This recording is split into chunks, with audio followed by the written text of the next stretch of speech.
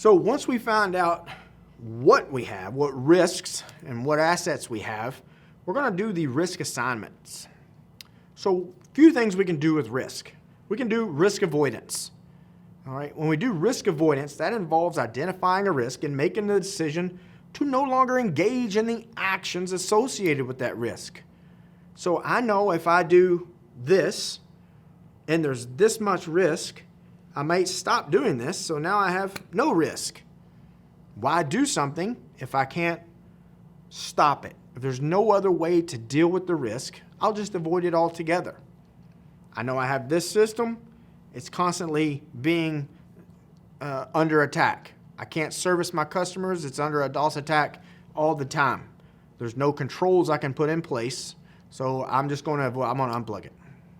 Now, sometimes that's not feasible, right? If you run cloud services, or if you run, services for hundreds or thousands of customers, you can't just avoid the risk. You can't just unplug your services. I guess you can, but you're going to go out of business rather quickly. So that may not be the best method for you. Maybe something like risk transference would be a little bit better. Now, that doesn't mean we take all the risk and we transfer it off onto somebody else, but here, take care of my problems for me. This is more of like sharing the burden with somebody else. Like, think about insurance, right? That's transferring some of the risk to someone else. So you're not responsible for everything. If you have homeowners insurance and something happens to your home, yes, you are responsible for part of that, but the insurance company is accepting some of that risk.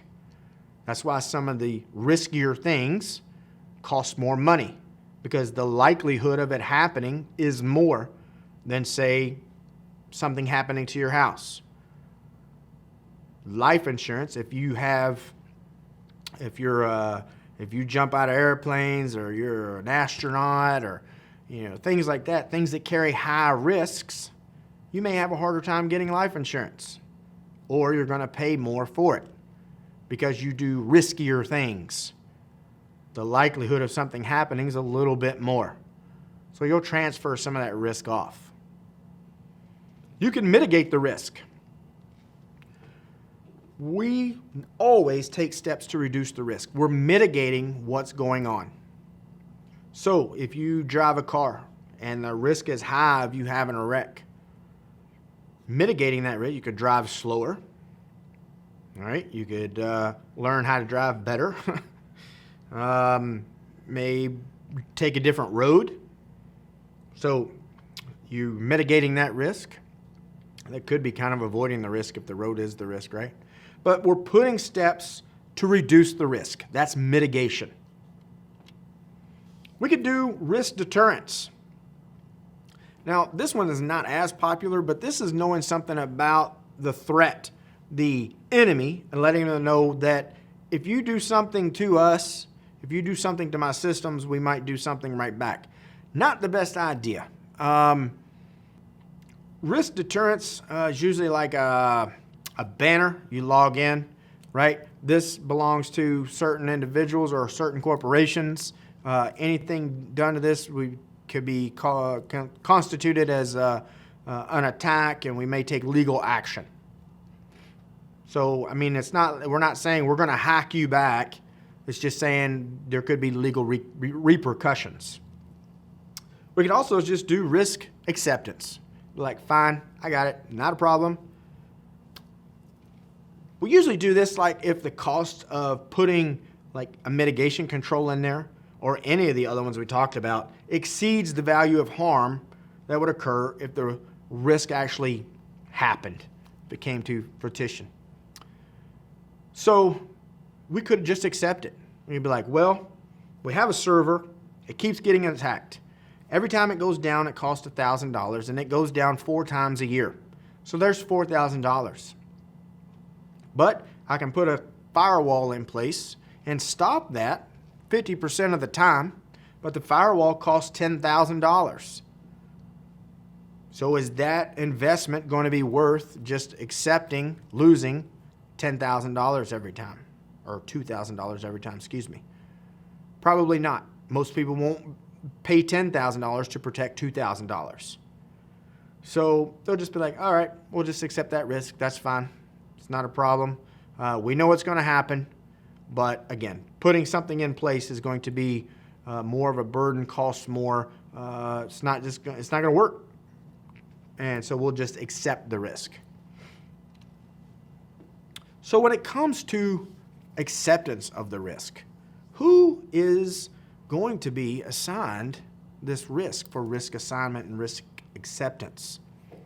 Well, earlier we said that CEOs, right, the C-level folks are the ones that are ultimately responsible for risk, right? They're going to be ultimately responsible for the organization, for how things have happened, what has happened.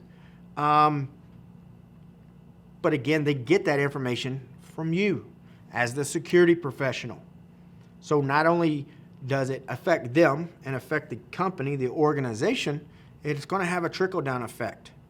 So the company may be assigned the risk, but it could be individuals that are also assigned the risk.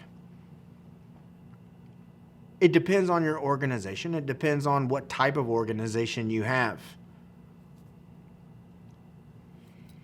Now, we do have some countermeasures we can put in place, like accountability, right? Who can be held responsible? That would be a countermeasure that we can put in place. Ease of use, automation, sustainable, secure. All these, right, are countermeasures. Countermeasures also protect confidentiality, integrity, and the availability of our assets. Hopefully, countermeasures can be backed out in the event of an issue. Sometimes, I've seen this happen probably more than once, but you'll apply a patch. That a patch doesn't play well with some proprietary software. So you have to back that out, back that patch off that operating system and figure something else out. Countermeasures need to be consistently applied, like our patches. They need to be cost effective. They need to be reliable. They need to come from a trusted source, meaning we know who that source is, right? If it's a countermeasure, let's say it's a new driver, and we need an updated driver for this piece of hardware. Get the driver from the original vendor, from a trusted source. Don't just find somewhere on the web to download drivers when it may not be the right driver exactly. Countermeasures need to be independent from other countermeasures where we don't have any overlap. That means, well, we got a countermeasure, but in order for that to work most effectively, you need to get this other one, and then maybe this other one, and then maybe this other one. It's just going to lead to more and more problems. So they need to be independent of each other. We don't want them to create additional issues during operation.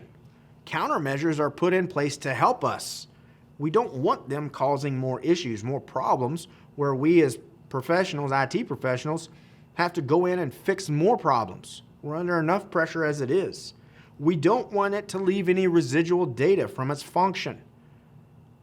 Again, we don't want it to cause more problems. We don't need more data. We don't need more stuff, if you will, to cause us more headaches. So those are all key items when it comes to countermeasures. Needs to have accountability, auditability, come from a trusted source and independent, cost-effective and reliable, secure, sustainable, automated, be easy to use. Again, protect the CIA triad, right? Those pillars of security that we build everything off of. Don't let them create any more issues, and let them know or make sure that it can be backed out in case there is a problem. So when we talk about countermeasures, we had lots of criteria to meet, but when it comes to implementation, there's some questions we need to ask ourselves, like who, what, why, when, where, how, what budget? So we have the latest and greatest countermeasure, the control we're going to put in place. Now it's time to implement this control so we can mitigate the risk. But who is going to be responsible for that? Probably you as a security professional, or you're going to work with a network admin, sysadmin, some other IT professional to get that control in place, to implement that control, to mitigate that risk. And I guess I'm assuming a technical control here, and it doesn't necessarily have to be technical. It could be a policy, some type of administrative control. So who would write the policy? Who's going to implement that policy? What are they going to implement? Well, that's the countermeasure or the control we're going to put in place. What is it that they're putting in place? Why are they putting it in place? Is it the right fit? You could jump down to budget real quick and say, well, why are they getting this when this would work too, and this costs 25% less? And they do the exact same thing. And this is good quality, that's good quality. Goes to the separation of duties, right? Who says this is what we need and who's responsible for buying it? We want those to be separate. So we have that security governance. See how this is kind of fitting together now? When are they going to implement it? Are they going to test it first? And that goes back to the who when I say they. So when are they going to do this implementation of this countermeasure? I guess it would kind of depend on the criticality of the risk. Well, we keep getting downtime over here. So we need this like yesterday. We need it right now. So the who is going to have to do the what right then. And where? Where are you going to implement this? Is this a organizational-wide policy? Is it a specific security policy? Is it a user policy? Is it an IT policy? Is it a network firewall? Is it a host-based firewall? Different things we have to think about. How are we going to implement it? Goes back to the when, kind of. Those two would go together. How are we going to implement this? Are we going to do it at night when nobody's in the office? Are we doing it on the weekend? If it says we have to do it right now, how are we going to do that and keep everybody in production? And then do we have the budget for this implementation? That goes back to our risk analysis as well, right? Quantitative versus qualitative analysis. Is it going to be worth it putting this control in place? This costs so much money. Our ALE, annual loss expectancy, is this much money. Is that cost effective for the organization? So do we have the budget? Do we have the financial support to implement this countermeasure? So all questions we have to ask ourselves when it comes to this implementation of controls. Now, I keep talking about controls, and there are some different ones that you need to be familiar with as a CISSP. First one we'll talk about is preventative controls. Now, these are deployed to stop unwanted or unauthorized activities from occurring because we're trying to prevent you, right? I'm trying to stop you, like fences, locks, biometrics, man traps, job rotation, data classification, separation of duties, access controls. Encryption is a very good preventative access control. I'm stopping you from seeing my data. Closed circuit television, callback procedures, security awareness training, antivirus, intrusion prevention systems, firewalls. These are all preventative systems. We have detective access control. This is deployed to discover unwanted or unauthorized activity. Now, detective controls operate after the fact, right? We can try to stop you from ever occurring, but now something has occurred. You got past our preventative controls. We stopped you though. We got rid of the threat. We patched the vulnerability. Now we're going to go back to our detective access controls and to see how. So they operate after the fact and discover the activity after it's been occurred. So detective access controls, motion detectors, recording, logs, closed circuit television, audit trails, honeypots and honey nets. Very popular when it comes to detective because that's what they're designed for. Intrusion detection system and intrusion prevention system, supervision and reviews of users, incident investigations, all ways we can go back after the fact and get information about what has happened. We can have a corrective access control. This modifies the environment to return systems to normal after an unwanted or unauthorized activity has occurred. So what they do is attempt to correct any problems that have occurred as a result of that security incident that's taken place inside your organization. So they can terminate malicious activity. They could reboot a system, for example. So they're doing something. They're not just trying to stop you. They're not just looking to see what's done, has happened. This is happening right now, and I'm trying to stop this action from occurring. It could be antivirus solutions, right? We have antivirus, host-based antivirus on your computer. A virus gets in or malware comes in, corrective access control, like your antivirus, tries to kill or sanitize that virus that you may be getting or downloaded accidentally. Backup and restore plans need to be in place to ensure that lost data can be restored. We can also have active intrusion detection systems, which the ones that make changes are the intrusion prevention systems. Those could be corrective access controls. We have an intrusion prevention system on the perimeter. It sees an influx of SYN packets coming in. It may detect that that's a SYN flood, right? Somebody's trying to DOS our network. So it may push it off to a protected VLAN, taking corrective access control. We could have deterrent access control. This is deployed to discourage violations of security policies, like those banners I was talking about earlier. Now, deterrent and preventive controls, they're similar, but deterrent controls often depend on individuals deciding not to take the action. So I can put, say, a fence or a lock or a banner on the login screen of a computer, security cameras. Those are all deterrents, but it's not really going to stop anybody. If they want to go over that fence, they're going to figure out a way. They can go through it. Security cameras, they can walk right past it and wave. Right? It's not, a security camera is not going to prevent them. It won't jump down off the ceiling and tell them to stop.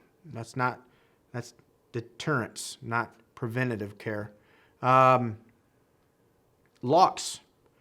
You know, my parents, growing up all the time, they said locks only keep out the honest people. And I guess if you really think about it, that's true. Because your door lock, it does keep out the honest people. If somebody wants to get in, they're going to figure out a way. They'll bust the door down, come through the window, whatever. So those are deterrents. You could also have directive access control. This is deployed to direct, confine, or control the actions of subjects to force or encourage compliance with security policies. So examples of directive access controls include security policy requirements or criteria, post-it notification, escape route exit signs, monitoring, supervision, and different procedures that we have in place inside of our organization. We could have recovery access control. Now, this is deployed to repair or restore resources, functions, and capabilities after a violation of security policies. So recovery controls are an extension of those corrective controls, but these have a more advanced or complex abilities than those corrective controls. So these could be backups and restores, fault-tolerant drive systems, system imaging, like those snapshots that we can do with virtual machines, server clustering, antivirus software. Virtual machine shadowing could also be a recovery access control. And then we also have compensation access control. This guy is deployed to provide various options to other existing controls to aid in the enforcement and support of security policies. Now, they can be any controls used in addition to or in place of another control. Some of those controls we already talked about. So, for example, an organizational policy may dictate that all PII must be encrypted. Now, a review discovers that a preventative control is encrypting the data. Awesome. But the PII transferred over the network is sent in clear text. So we were doing what the policy said, right? We're storing it on our file server. PII is encrypted. Outstanding. But if I've got to transfer it from one server to another, now it's in plain text. So we would put this compensation access control to protect the data in transit compared to protecting it at data at rest. So how are these controls applied? We talked about the types of them. How can they be applied? Well, we have administrative controls. These are policies and procedures defined by an organization's security policy and other regulations, local, federal, state regulations, or requirements. These could be also considered management controls. So administrative controls, management controls, kind of synonymous. Now, these could be policies, procedures, hiring practices, background checks, data classifications and labeling, security awareness training, and efforts like that. Vacation history, work supervision, personnel controls, and testing. We can have logical and technical controls.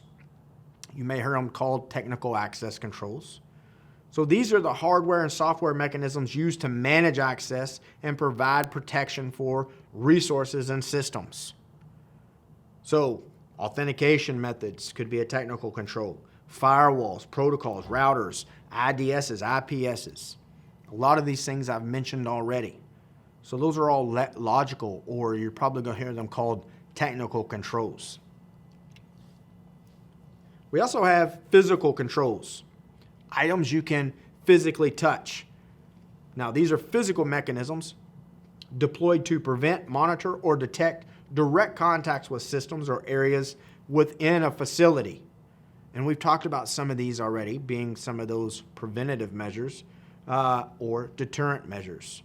Motion detectors, locked doors, sealed windows, lights, cable protection, laptop locks, badges, video cameras, man traps, guard dogs. All those are physical controls because we can touch them, right?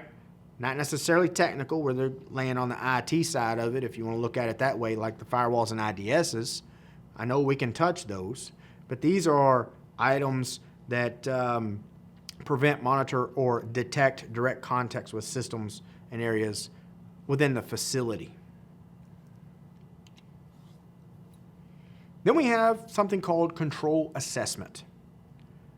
This is verifying that the implementers, the people that are taking our controls and doing something, they're implementing, and the operators of information systems are meeting their stated security goals and objectives.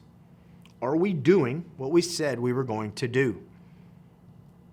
Now, these findings are used to determine the overall effectiveness of the security controls associated with an information system, and to provide credible and meaningful inputs to the organization's risk management process. So this assessment, we're going to go in and say, well, this was the risk. This is what we said our assets were worth. These are the countermeasures that we're going to implement. But how effective are they?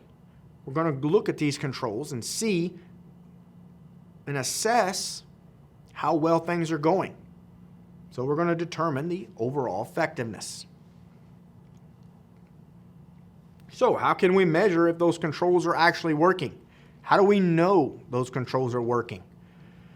Well, a couple things we can do for technical controls would be like vulnerability scans or penetration testing.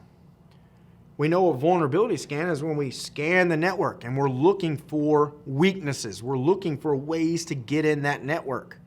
But if we take it one step further, that's a penetration test. So I find a weakness. Now I'm probing or I'm penetrating your network. I'm actually going through that weakness, that vulnerability, and maybe trying to perform a DOS attack to see how well that control is in place, to see if your firewall or your IDS or your IPS is going to deter me or prevent me. We can also do audits for, say, administrative controls or managerial controls, like our policies and our procedures, right? We could try to tailgate somebody in the door. I think I mentioned that one in an earlier section. I could call somebody on the phone, act like I'm tech support, and see if they would divulge their username and password for me. They should be following those administrative policies about not giving out information over the phone. This is a way to test that. Could be part of a penetration test. A little bit about asset valuation. We've talked about our assets, but two key terms we need to be familiar with when it comes to our assets, and that's tangible assets and intangible assets. Tangible assets are something we can touch. We can put our hands on it, right? I can pick it up and say, this is tangible, right? Like hardware, facilities, customer lists, intellectual properties. Those are all tangible assets. Now, intangible assets, they're unable to be touched, like employee morale, reputation, brand, customer satisfaction, right? The way we're perceived, your reputation. So intangible is your morale, reputation. Tangible, we can touch, we can see it, we can put a dollar value on it, if you will. And then reporting. Reporting our risk analysis needs to go up the chain as high as it can go. Now, we talked about that earlier. You know, if we are down here and we're a security professional, but maybe we're just a security analyst, and we have a couple layers of management above us before we get to some of those C-level guys, like the CIO, or maybe the IT director. Maybe you don't even have a CIO. Well, if we have to jump through 14 hoops to get to the one that we think it needs to go to, it may not get to the correct spot.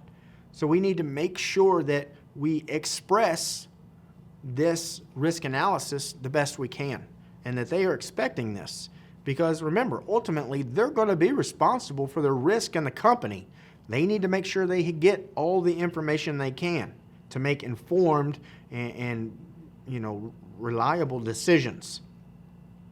Now, depending on the report audience, all right, the ISO needs to understand terminology, and they also need to understand how to explain technical topics in everyday terms. And I think I've mentioned this a couple times. Because in your risk analysis report, you may have an IT director you report to, but you may also say give it to the board, because they're going to have to decide where to spend money to put things in place to protect the organization. Well, the board, again, may not be super technical folks. They understand the business processes and have a global view of how things are in the business. You're there for a specific reason because you are a security professional and you are more technical. So that report for the board may not be as technical. And if you do have to put technical terms, maybe a glossary of some sorts explaining what those technical terms mean. But if you have to give it to an IT director or some type of IT lead, you may make that more technical, because more than likely they're going to understand that terminology. They're going to understand what you mean. So instead of writing out annualized rate of occurrence or annualized loss expectancy, like you might in a board's report, you may just put the acronyms, because the technical person may understand that a little bit better. Now, when it comes to risk and when it comes to your organization, we want continuous improvement. And again, I went on the web and looked for images to help convey this a little bit better. And there are hundreds of them out there. And I found one that I just thought looked pretty nice. But you may see something called the PDCA, Plan, Do, Check, Act. It's also known as the Deming cycle, where we plan something, we do it, we check it, and then we act upon it. So the plan, establish the objectives, plan the processes. The do, we're going to implement those processes, execute them. Check, we're going to study the actual results, compare them against expected results to see if it's doing what it is we thought it was going to be doing. And then we can act. We can take any corrective actions, analyze the differences. So we had a plan, we did them, we checked them to see if they were doing what they were supposed to. If they are, great. If they're not, we need to act again. And then we can start the cycle all over again, because we have continuous improvement. Just like earlier when we said The business is always evolving, improving, getting better, selling more products, becoming more productive. This is what we're talking about, continuous improvement. We do this in our everyday lives, right? We want a better job. We want better health. We want better this, better that. And hopefully we're trying to improve upon it all the time. We want to be smarter in IT. You want to improve, you're taking a CISSP course. How could that not be improvement? So it's always continuous improvement in our skills, in our life cycle, in our lifestyle, in our businesses, in our risk analysis, in our security governance. We're always doing this continuous improvement. And then the risk frameworks. Now, the policy objectives, they mandate and have commitment to manage risks.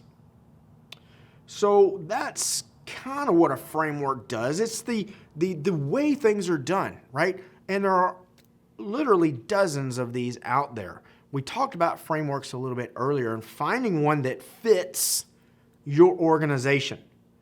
So the organizational arrangements include plans, relationships, accountabilities, resources and processes and activities, and should be embedded within the organization's overall strategic and operational practices and policies. So that framework needs to meet our business outline as well. And that's what I was talking about earlier. When we're going to pick the framework we want to use, our organization needs to fit it as closely as possible. Now, we could have a security program framework. So the organization's security program should be tailored to specific needs of the business. Now, we need to take into consideration, again, the overall mission, like we said, the business objectives, operating climate, and any strategic and technical plans that they may have for the organization. Now, there's many frameworks, like I said, for us to follow. A couple of them I listed here. The ISO 27002, the Code of Practice for Information Security Management. Now, this is an international standard jointly issued by the ISO, the International Organization for Standardization, and the International Electrotechnical Commission. And what this does is provides the best practices framework for implementing and managing an information security program. So it's a good outline, best practices framework. Very good place to start. If you've never looked at a security framework, you could look this one up. And this would be a very good place to start for you to start learning and looking and seeing how these frameworks are laid out. Now, we also have the 27001. This is a little bit more detailed implementation of guidance for the security practitioner, you, and defines the requirements for formal specification of an information security management system that can be independently certified. So, in other words, this is more of a standard compared to the 27002 guideline. The other one was kind of just like a best practices guideline. This is more of a standard of how things need to be done. Now, coming up next, we're going to wrap up Domain 1, starting with threat modeling.